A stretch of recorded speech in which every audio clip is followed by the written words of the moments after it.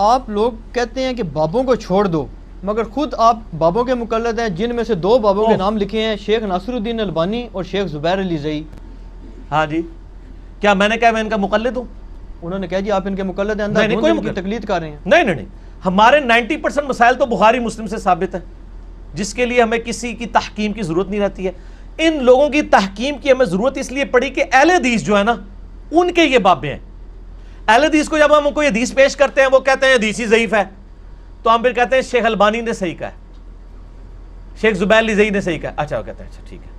اور بریلوی دیوبندی تو کہتے ہیں جو کچھ کتابوں میں لکھا ہے سب کچھ صحیح ہے، وہ تو سیاہ ستہ کہتے ہیں ان 6 کتابوں کو۔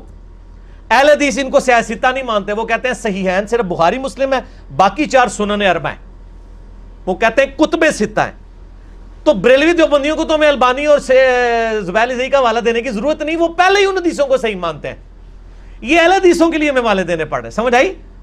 وہ تو کہتے ہیں ڈگری تو ڈگری ہوتی ہے، اصلی ہو یا جعلی، حدیث تو حدیث ہوتی ہے، اصلی ہو جعلی۔ وہ تو کہتے ہیں جو کتاب میں حدیث آ گئی وہ حدیث ہے۔ تو ہمیں بریلوی دیوبندی کو حوالہ دینے کے لیے ضرورت نہیں پڑے گی کہ بھئی ترمذی میں یہ لکھا ہوا ہے، ابو داؤد میں یہ لکھا ہوا ہے، وہ تو پہلے ہی مانتے ہیں۔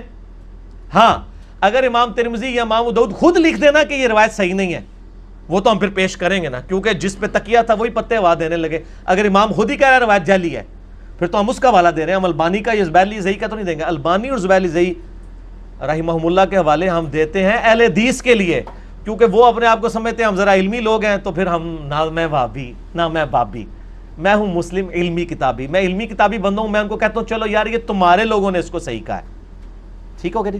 یہ اہل حدیث کے لیے والے ہوتے ہیں، دیوبند بریلوی کے لیے نہیں ہوتے۔ تو آپ ہماری مجبوری سمجھیں، ٹھیک ہے؟ جس طرح ہم یعنی اگر کسی شیعہ کو حوالہ نہج البلاغہ سے دے رہے ہیں تو آپ ہمیں گلہ نہیں کر سکتے آپ نے نہج البلاغہ سے حوالہ کیوں دیا، اس لیے کہ ہم اپنا موقف ان کی کتاب سے ان کے سامنے رکھ رہے ہیں۔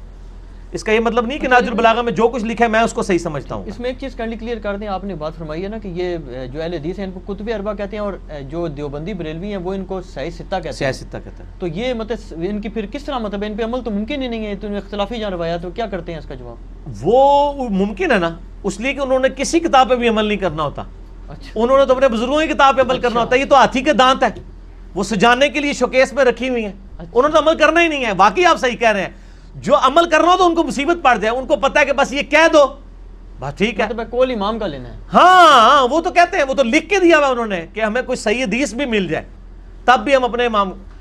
یار تفسیر عثمانی میں دیوبندیوں کی چھپی ہوئی ہے، جہاں آتا ہے نا کہ وہ رضاعت کی عمر جو ہے وہ دودھ چھڑانے کی 2 سال ہے، وہ کہتے ہیں امام حنیفہ کہتے ہیں 2.5 سال ہے، قرآن کہتا ہے 2 سال ہے۔